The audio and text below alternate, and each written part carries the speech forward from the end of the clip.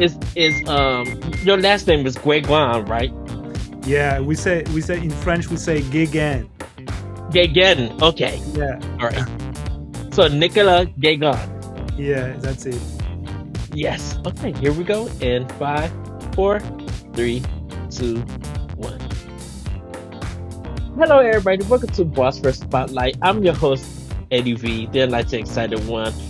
You guys, my mind is super blown about my guest tonight for this episode. Now, you kind of been hearing me talk about on the Nintendo Power Block about MIO, Memories in Orbit, and the phenomenal soundtrack that this game has. Well, I reached out, just out of the ether, just to see if this would happen. And my guest responded, and I'm so happy to have the one, the only, Nikolai Gagnon here on the show. Now, and the reason why I mentioned this is big, you guys, because the man has been in the music industry for 15 years. He's a writer, he's a composer, he's a producer. He's been mastering the whole music production cycle with a deep understanding of both artistic and technical sides. The artists that he has worked with, and I know here for in America, some might not have heard of it, but Rachel Claudio, Dinah Brings, Alice Animal, Car B, B. Salient, and he was half of the production crew or producer of Union Mm, Analogtronics. electronics. Yeah. Um, yes, he has composed the video game Shady Part of Me, which is on Nintendo Switch and other platforms. If you guys have not heard or checked this game out, do check it out. And his latest work, MIO Memories in Orbit, by Douze Dixiemes. I think that is the name of the studio, and published by Focus Entertainment, is available almost on every platform. You guys can get the physical copy also. I think they just announced that the EU, I think Europe, is getting their physical copies for that. So please, everybody, welcome my guest, Nicola Yeager. Hello, Yeah. Nicola. How are you? Hello, it's nice to having me. Thank you for all these kind words. I mean, it means a lot because we don't often receive such love. So Mhm. I'm really grateful for that. Thank you. We throughout the Switch era, indie games became popular, and we kind of recognized that music soundtracks are, when a collection comes out, we all look for the music soundtracks. And I, I've been telling Corey and some of my friends at Boston Rush, I'm like, we do not give enough credit to the composers and the music teams and everybody who comes together to make these phenomenal soundtracks. When we kind of think of music, we think of course, of Nintendo and everything. But I'm like, when you listen to a lot of these indie games, when you put a record out, if you got a concert, we're now going to those to see a lot of composers because their music is. We say sometimes in the music business, the music is the soundtrack of people's lives. Now, Mm. video game soundtracks are doing that. You know. Yeah, and I think it's even stronger because like when you're deep in a game, when you Hmm. feel in it, you've been struck harder by the music. So yeah, Yes. when music is working and when it's good, it's I think video game really makes it stronger. Before we get more into that and talk about Mio, how did you actually get into gaming? How did you get into composition? Um, like where was your foundation for this? Oh, uh, so my foundations are really in music, in live music, because I spent my early years being a keyboardist, a touring musician. Mhm. Yes. So I was practicing my piano, and I was touring with bands and artists, and and I was really interested in recording. So I remember uh, with a band because we were beginners, so we got no money. Mhm. So we had to do things by ourselves. So I was buying small consoles, crappy mics, and we went, okay, let's do an album. So I came into production like that, with recording my own bands, Mhm. and that is really fun because you got the musician with you, it's your friends, so Yes. it was really some great times, great times. Yeah, Would and so you're making more, and you begin to compose. I went to music school also. Mhm. uh, we we we have a Berkeley antenna in Paris. Okay. uh, who is called the American School of Modern Music. So I studied there, like for 4 years, and it was really jazz. It was heavy focus on jazz. Mhm. So I would think I would think that like classical music will be the focus because of a lot of eighth notes and triples and um just like a lot of those kind of quick notes and playing and stuff. But you say that you got into jazz, so you're learning about flashy notes, the not dementia, demented, and like all of this stuff. And I I gotta know like what was it about jazz that attracted to you to that style of genre?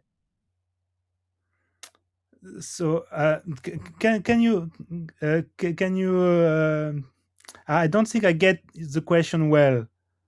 When you got to school, what attracted you to like to playing jazz in school? Was that something that you loved to do in school, or that was just something that you studied when you Oh got no, there? yeah, because I was coming from rock and acid jazz. Mhm. The acid jazz was really trendy at this time. You Ah, know, okay. Jamiroquai, these kind of things. So I discovered jazz in school. Hmm. Yeah, it was really the things that was brought by the teachers, and I learned to appreciate it. Were you as a like what kind of music were you listening to when you were a kid? Were you listening to jazz and rock and R&B like around your parents? Like what did they play that may have inspired you? Oh yeah. My parents, they were playing a bit of jazz. They were a big fan of. I remember the Stan Getz and João Gilberto playing at home. Hmm. Stevie Wonder, like cool jazz. Yeah, Ah, cool jazz. what's And me and myself, I was a big fan of Michael Jackson. Like, yeah. yeah, I listened to his album like 1,000 times. Uh, I I also had a big prog rock phase, like Deep Purple, uh, Ooh. Led Zeppelin, all that kind of stuff. So that was really in my early years, and then I came to be really fan of funk music. So I had a big James Brown, JB's, Parliament, Prince, all that kind of stuff. Yeah, so you in a sense, and it's gonna kind of sound weird, but like in a lot of the black culture around the 80s and 90s, Yeah. um, we were almost into everything. We were into pop, we were into rock, R&B, soul, um, and learning those styles and everything. And it kind of around the 2000s, there was like hip hop and that electronic sound getting popular. Nowadays, it's like everything. as an artist or even as a composer, it's great to hear and listen to everything and be inspired. Because Mhm. I mentioned this about MIO, Memories in Orbit, was that getting to Aegis, the boss. It's just like you got this minimal, this lovely sound throughout the world. And then you get into Aegis, who's like one of the first bosses you encounter, and then it's like a house track. Like, hold on, wait, where does this composer thought he was in Chicago? House music. And I'm just like, oh, this is a hit. And then it's just like, how did he mix all these genres of sounds? And you kind of understand that when you are inspired by different genres of sound of music, it incorporates into your work, and you feel like not only can you contribute, but it shows the respect level and the understanding of it. Uh, Nice. That's great to hear. Cause like I'm, cause yeah, I was producing house music Hmm. in the early 2000. So yeah. I heard all of of these artists. So I tried to copy them. Release some maxi, but just a few copies. So uh, yeah, it's kind of natural. Like we were like, okay, we want the boss music to be more punchy and more rhythmic. And so I was like, okay, what can be electronic, because we it's robots. So electronic music. I know for me, because I'm closer to the city of Chicago here in Mm, the U.S. and yeah. Chicago, for some people, say is the home of house music. We Mhm. got hard house, a thing called ghetto house, which is a long example. But if you were a house head, of course, Street Rage 2. Like, that is the house soundtrack of video games and everything, even though it's from Japan and it's from Sega. It's just I been listening to the Tekken 8 soundtrack, and I'm just like, this is the modern day dance music, or the modern day situation too. And then I hear the music in Mio, and I'm like, Nicola, you had to be. I kind of want to. Sorry if I'm asking this question in advance. Were you like dancing along to your own music, or just nodding your Oh head, be yeah. like, "I Oh yeah. got it"? Oh yeah. But that, if I'm not dancing, like I'm throwing the track. I have to dance. Because I just, I know this is like a little bit earlier to talk, but I just like, I know it when you are composing and you're creating, so many things are running through your head. You're trying to figure out what goes next, what connects, or what fits here and there. Sometimes, you might not even finish the track. It may take you a week or even to 2 months to finish a track. Um, because there's so much to think about. And it just feels like with this soundtrack, like it took probably about the same time as the game being developed that you were creating this music, because even the choir vocals, which is another thing that adds so much to this game. And I Yeah. I, I kind of wonder when you actually write music, when you compose, when you're at other artists, do you guys come together to like, how do we take how do we tell a story within the song, and how do we make it emotional? Hmm. That's interesting. So for me, the key is to put the music very quick in the game, Mhm. and you play the game, and you feel immediately what it needs. Yes. Yeah, if it needs less, so I'm going back in the session, and I'm I'm deleting stuff and I make more space. If I feel it needs more drama, so but the the key for me is to put music in the game and to play it and to see if it fits with the actual emotion you want the player to feel. Mhm. Do you has even before MIO and Steady Part of Me and working on artists, have you ever created something that it was maybe it was too emotional or maybe it was too beautiful that you just literally had to stop yourself and just take a moment to be like, what I just played, is something that I can't even tell in words because it's such an Mm, emotional thing. no, not not that much, because I always have a, like I always see what's not working and what's wrong, Mhm. so I'm always unhappy with the outcome.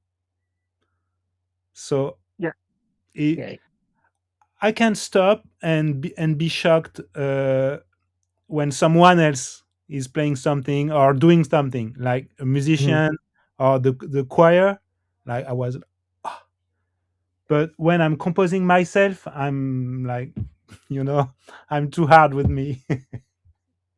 Well, because I kind of noticed that like I love the electronic piano, but hearing your stuff on a grand piano, I'm like, oh, this is so beautiful. Oh, this is so ugly. Oh, just like I don't know. Like I guess there are some composers that I could enjoy their music if they use electronic piano. Like, of course, I enjoy your music too, but I'm just like it was it was one part of the game. I think you was doing something on the grand piano, Mm, in Mio, and I'm like it's so minimal, but it's beautiful.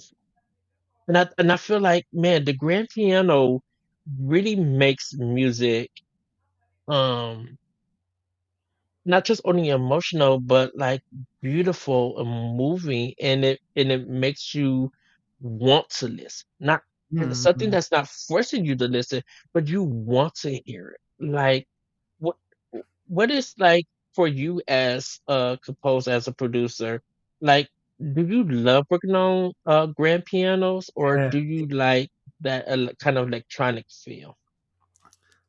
like the piano is so expressive, Hmm. and I worked the grand piano for a very long time, so I'm I'm quite I can make him emotional, I know how to manage the loudness of the bass and of the melody, and to put the voices underneath. So yeah, it like, for me it's an easy way to get things quickly. It's to Hmm. make them on piano, and often I'm beginning with the piano, and Yeah. when I got something that is sounding cool on its own on the piano, I know I've got something.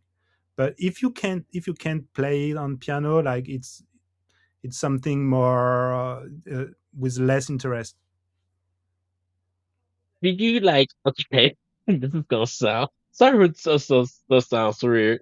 Um, do you like sometimes you make something beautiful, but then have you been like, I want to make this kind of sexy, make this kind of funky, and just be like dirty with the other instruments? Because like jazz kind of does that, but funk also does that. Like you have a playing session, you just like, yeah, hit that note right there, get that bass in, like, have you just ever felt like, yeah, let's do this? And it's just it because it's an emotion. If you're playing with the band, it's just like, yeah, we're getting not dirty in that kind Yeah, of mood, but we call it yeah. but we call it dirty acid because everybody's deep, Mhm. everybody's into the feeling. There's a groove to it that you Yeah, just like, let me get my wine, let me have a drink. Like, do you sometimes feel like that when composing music yeah, also? yeah, yeah, yeah. Uh, and most of the time, it's when finding a cool beat Hmm. and, and jamming over. Yeah. When you got these cool drum loops, and you're just grooving, you're like, Yes. that's the best feeling. And for that, I do you know Splice? Like, I no, I don't. Uh-uh.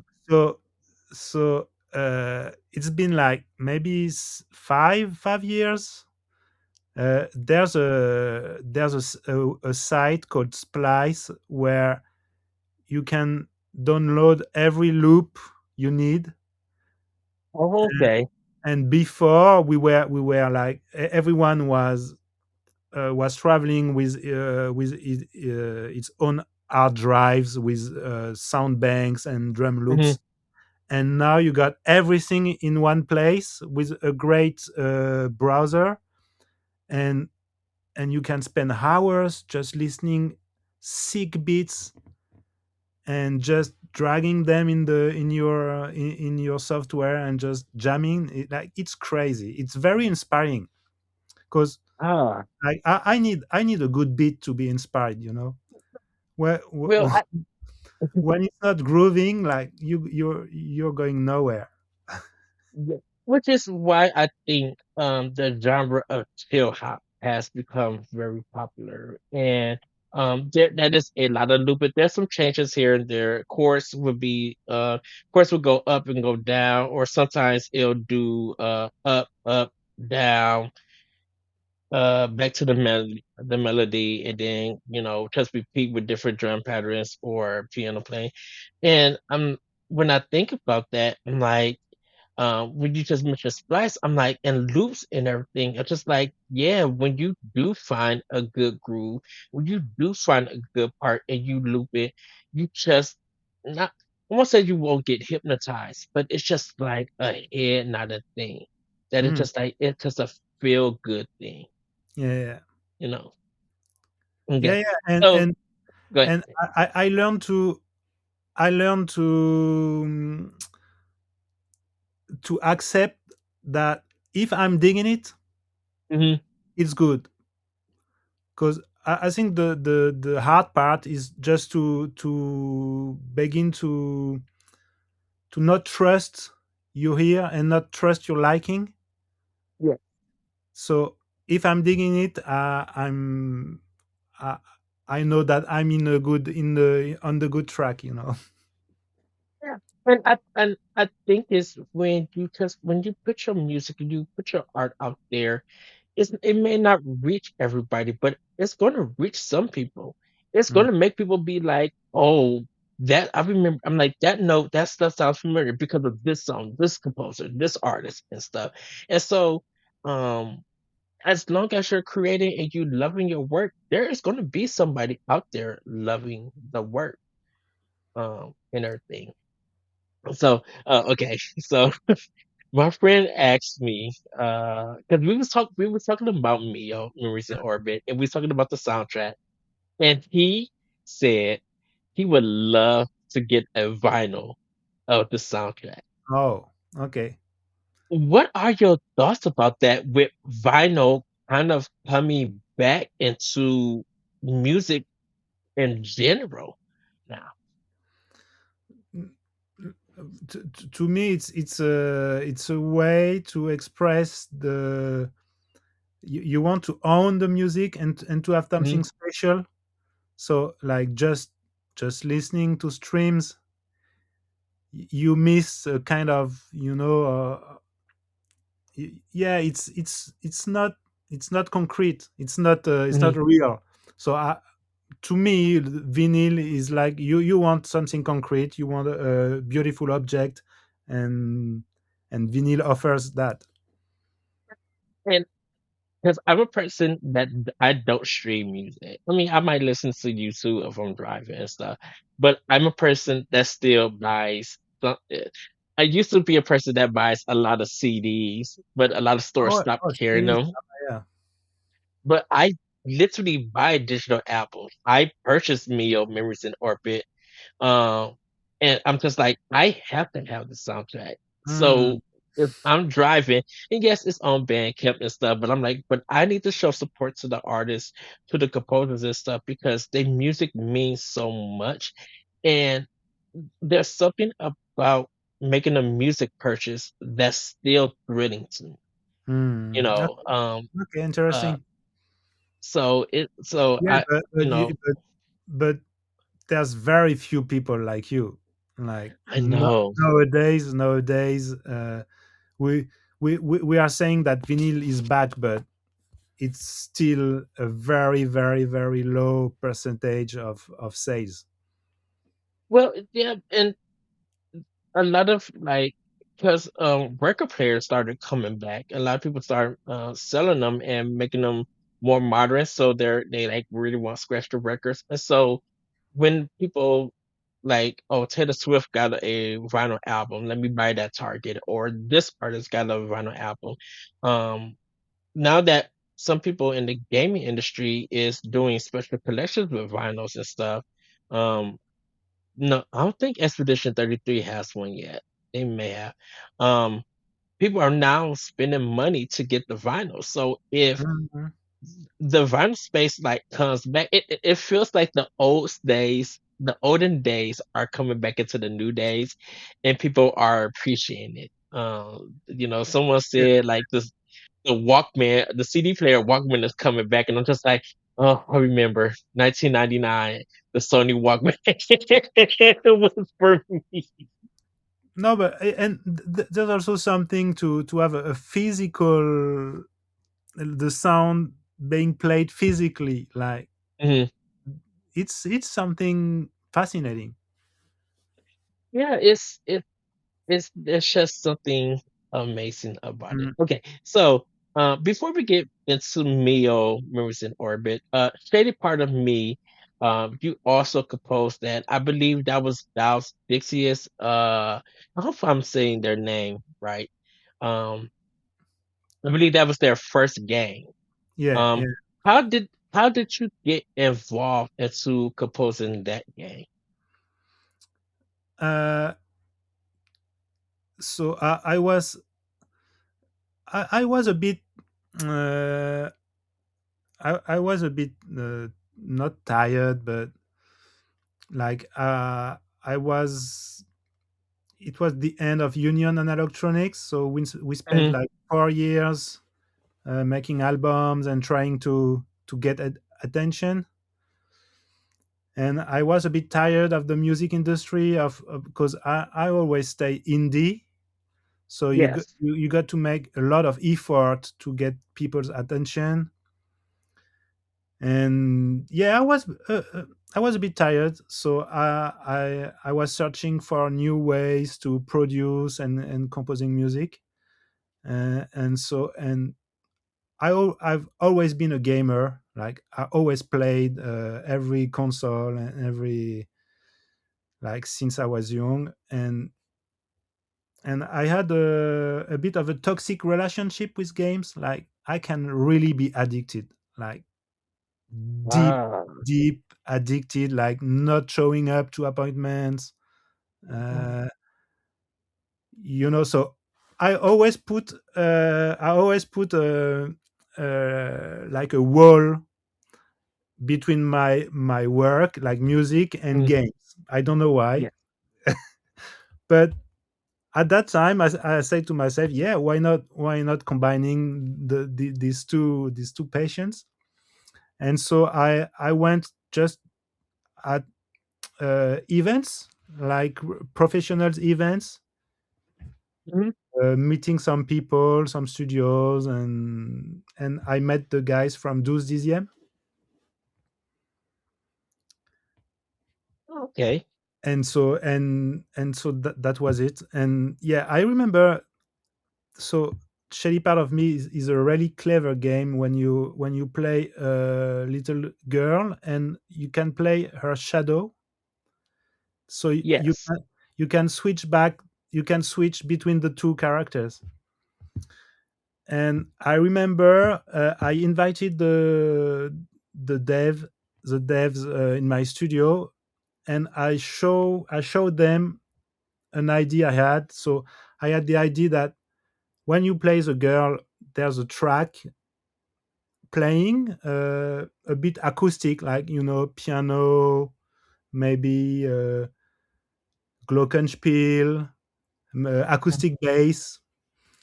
And when you switch to the shadow, you got the same track playing, but it's played with synths and synth bass and more delay and reverby. And that kind of style is kind of carried over into MIO Memories in Orbit because when you get halfway through the boss, the beat switches. Mm. And so now it's like you still got the melody, but the production has upped with the drums, and there's just so much added stuff to it. And I was just, I, I, I didn't notice it at first, and I was just like, wait a minute, this is a gameplay element. You Yeah, know, because with some bosses that people fight in games, it takes so long, and when you don't have an energy bar to look at, you don't know if that boss is almost defeat or not. But when you play Mio, you'll be like, "Dun, dun, dun, dun, dun, dun, dun, dun, dun, dun, dun, dun, dun, dun, bum, bum," and then you just hear the change of it, and it's yeah, just like that's so inventive that not only it's like you're getting the original, but you're also getting the remix, and they yeah, both made it at the same yeah. time. And when you're coming close to the end, there's a solo building up. Yes. And when you're really, really, really close, in every boss, I put a kind of a alarm sound, like kind of Yes. annoying alarmy sound. So yeah, you can tell where you at just by listening to the music. So that's pretty cool. Yeah. I think because sometimes you'll end it with like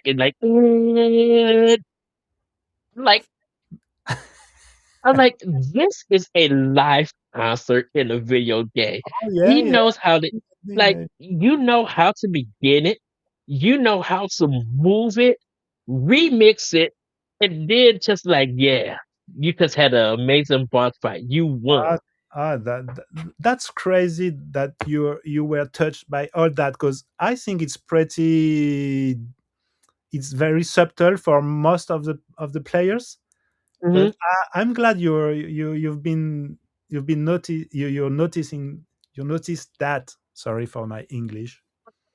No, no, because I feel like that is a great gameplay element, and that some people might not recognize because I've been even there are some games that they'll have the background music, the BGM, and they will play tracks that's not in the game.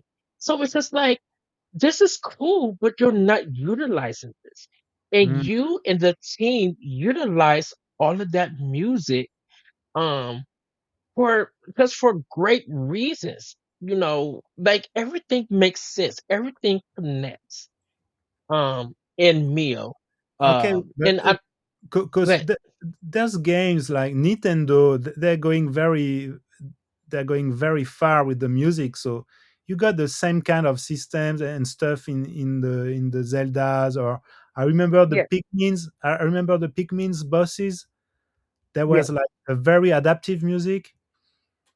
So yeah, it's exists in a lot of game, but I feel that you've been touched by the style, because you're not hearing. yes, Yeah, you're not hearing that style often in games. yeah. There's because even when you bring in the vocals, the choir part. First of all, shout out to all the singers for the choir. Mm. I'm like, when I realized that it was only 6 people, I'm Mm. like, there's no way this is 6 people. This sounds like a church choir. I'm like, Okay, so yeah, I think two times we did some re-recording.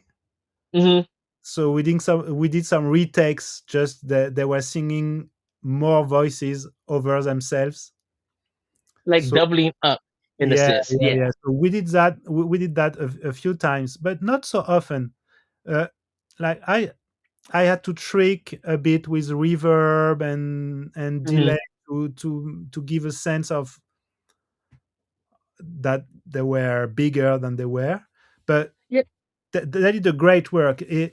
These these people they have an a cappella band, Okay. so they know themselves very well and they know how to play with their voices. So that was a really great to have them. And what I love about it that it was balanced and it was smooth. Like Mm, when you just even going through a long hallway. And the reason why I want to shout them out and bring them up is because like even the narrative points when the voices that you are acquiring and they're telling their story, it's just the voices, the background music, just like I'm like it like this is moving. It's sad, but yet engaging. Yet okay. it makes the scene feel full because I'm like no disrespect or anything, but I'm just like if it were just only the composition for some of these things, it wouldn't be uh fulfilling. But Mm, something about those with the composition and the choir and stuff, that the ooh, and doing all of this while the emotion of that voice is like saying that, oh, I'm scared of dying, but I gotta give this up, and just telling all of that, it's just it, and then it all concludes with everything. It's just you know with the voices going fading out, the music is coming to a close, and you just hear that silence. It makes it makes those pivotal points engaging, moving, narrative, mm, strong narrative. mm. Um, that will make you just put down the controller and just be like, what I witnessed is something that games are not doing Now, in the oh, narrative really? Oh, space. really? All right. Nice, nice. Because I don't know. Have you heard a game called Gris? Yeah, GRIS. yeah, It yeah. may be um phenomenal game. Mm, One of the best games that I played for Namada Studios. That music is so important, even though it doesn't have voice. I mean, it has some voice. At points of time, one person is singing it. But just with your main character losing her voice at the beginning of the game, and the music is it plays out with that game unfolding. That's kind of how I feel like in meals, that everything makes sense. The music and the voices are used correctly to narrate this game, because yeah, there's voice acting in the game, but I'm like, when you are in some of these bio areas, or you are running through the ice and stuff, you need that you just need something to feel it. And when it gets filled and then it sounds great, you just be like, I want to visit this area. Maybe I'm feeling down. I just want to stand in this area and just hear this music. And you and the team did a wonderful job. I have to commend you guys for that. oh, yeah, that's very nice. But you know, I think it, we achieved that because we were working together since the beginning. Hmm. So I had the chance to play the game very early on and to put music in the game very early and to witness what was working and what wasn't. And often in the game's production, like the music is coming at the very last stage of production, Yes. and so composers, they don't have time to just tweak and Hmm. refining the music for narration and for gameplay. Uh, so I guess we did that because we were working for a long time together and refining the music, and I think that's the reason it's feel connected. gotta ask you because I realized I'm like at first I was just like, wait a minute, wasn't this in the indie direct? And I had to go back and find the first trailer, and it was in the indie direct. Did you know about that? That it was in a Nintendo Indie World Direct? Like, and if you did know, were you like, my music is being played in this direct, and like how did it, like, I don't know if you knew about it, but how did it feel if you did know about it, or when you saw the trailer, how did it make you feel? uh yeah, I'm happy, but I know that it's not everything. Hmm. And I had some past experiences when you get uh this big how do you say that, exposure. Yeah. uh, Nothing is coming from that, so I learned to not be overhyped too much. Hmm. So I'm like, that's cool, but let's see what's happened next. I guess, you know, like for me, I tried it with a, so my friend, he wrote a review for Destiny 2, and um part of his review got into one of the trailers for Destiny 2, for one of the DLCs, and it says like Boss Rush Network and in there, and he freaked out. He told me first before he told anybody else. Like, or no, he told his wife, of course, but he also told me, sent me the picture, and I'm just like, wait, that's our group name. What? This is like. I was so happy for him because he was like on cloud nine and Yeah, everything, and I kind of feel like when you are debuting a game, whether it's your first or your second or anything, like getting in an indie world direct or a Nintendo direct or getting in a showcase, it kind of has to be a very big thing. Um, it's a big thing, but you often get disappointed because nothing big is coming next to that. mhm, Like, yeah, we see often that, yeah, you got this big exposure, and after that there is no. it's time to go back to work. Yeah, yeah. That's it, back to reality. Yeah, because the same thing kind of happened with Avowed, from Xbox and Obsidian.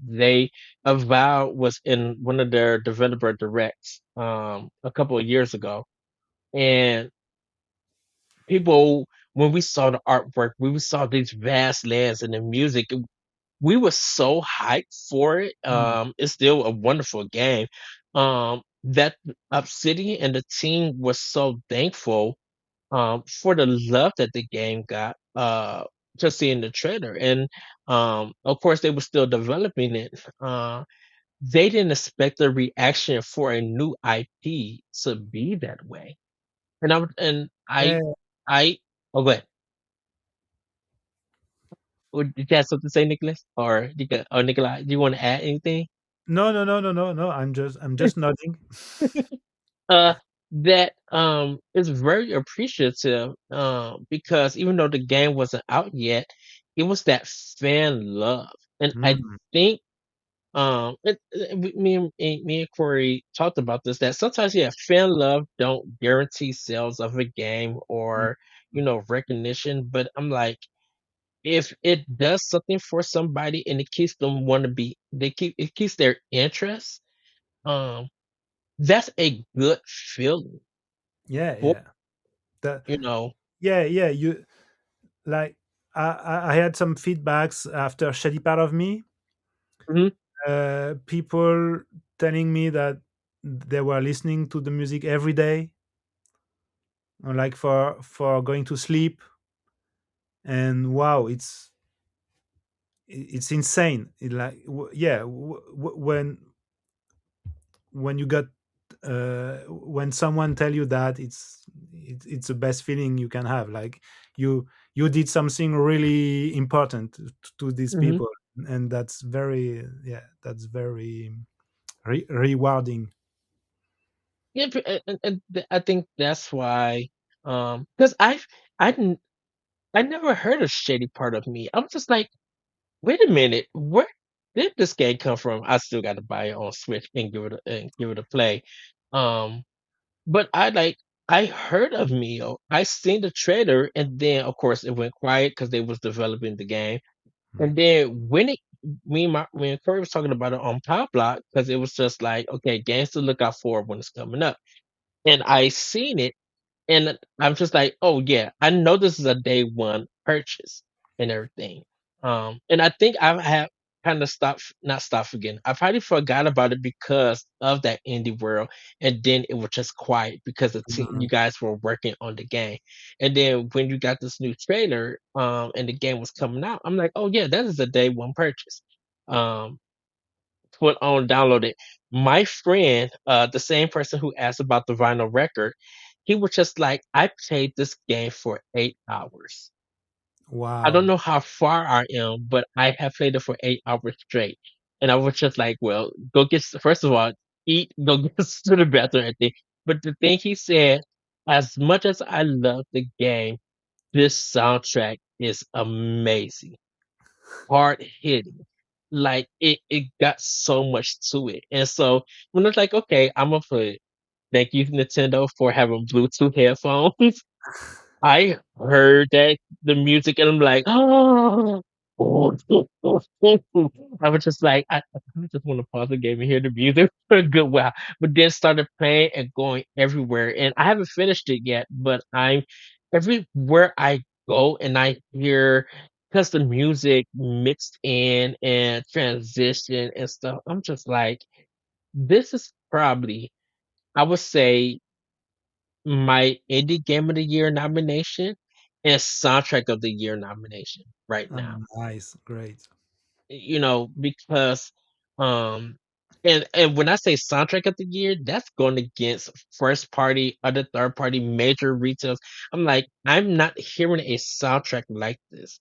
Party until if I hear something, I'll let that person know. But right now, this is top tier up there as a soundtrack because it got everything that I love. It got classical, it got minimalism, ambient, it got vocals with the choir, it got house, it got R&B, it got funk. Like it got so much to it, and it's just like, wait a minute, he composed all of this. This is insane, but this is so good, and it needs to be recognized. It for some people, it needs to be studied.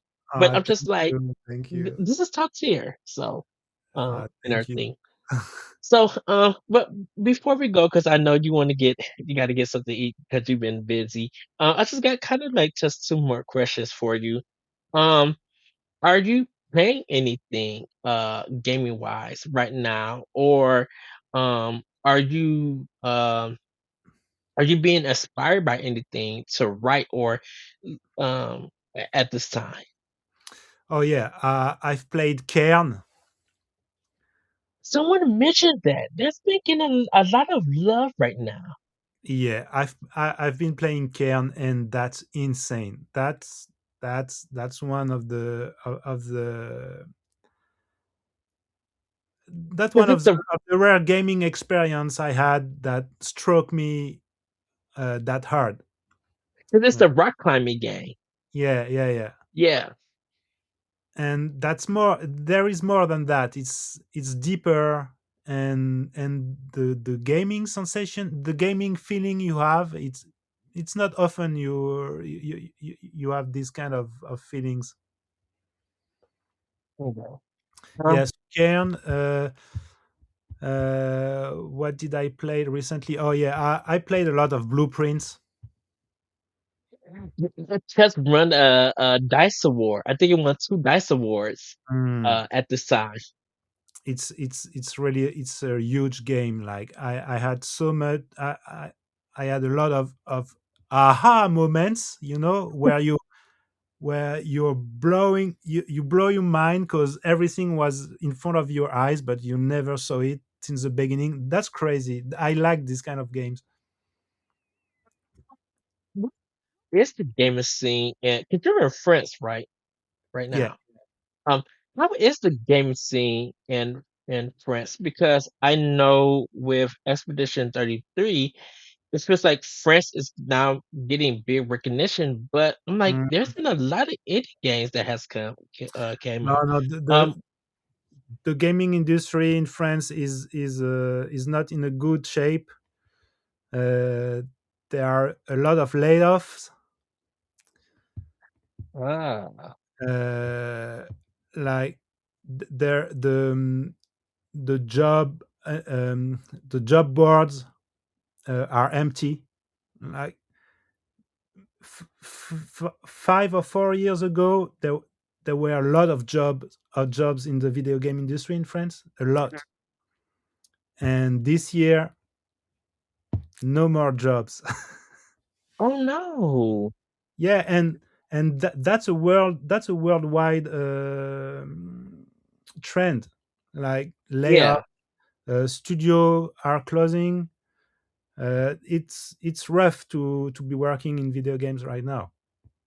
Yeah, the developers at I think at High who made High Guard, they had to let a lot of people go recently. Mm. I know Ubisoft did a mass layoff, I think of 1,200 people and stuff. And I know here at Boss Rush, we've been of course talking about the news about layoffs and stuff.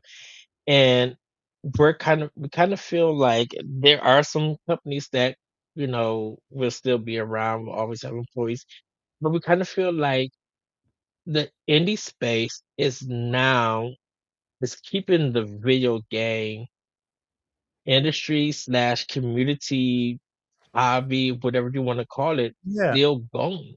yeah, but You know, the game is hard because a majority of the studio they make the first game and they die mm, just after that. So there is some cool stories like the Balatro guy, the yeah, Blueprints guy. So there are some cool stories, but the majority of developers that can't stand the cost of development.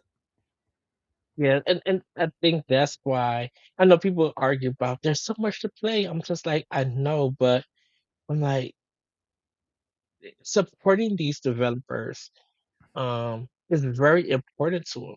You know, I think it's very important. And me and my friend, we're going to be talking about kind of like um, we got a thing called expansion pass, where it's just like an extra show that we just do discussions on one topic.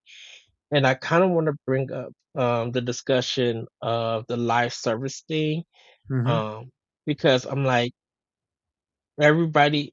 I think Destiny did a good thing, but now it's a it's a hurting path of making games in a Hmm. sense, and it's kind of taken away it's kind of taken away what we love about gaming and how to go out and look for a different genre of game in a sense.